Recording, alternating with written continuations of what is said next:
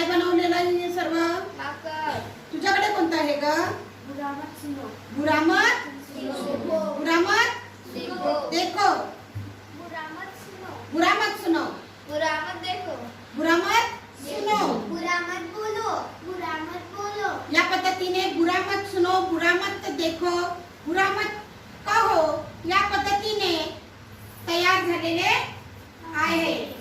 तर या पद्धतीने बघा बुरामत देखो बुरामत सुनो आणि बुरामत कहो कहो किंवा बोलो या पद्धतीने आपणही आपल्या आयुष्यामध्ये जर कोणाकडेही वाईट वृत्तीने बघितलं नाही आणि नेहमी चांगलं बोललं आणि कानाने चांगलं नेहमी जर ऐकत आलो तर आपल्यामध्ये अतिशय चांगल्या प्रकारची काय तयार होते व्यक्तिमत्वाची घडण तयार होते. आणि हेच गांधीजींचा 3 नियम आपल्याला गांधी जयंतीला काय करायचे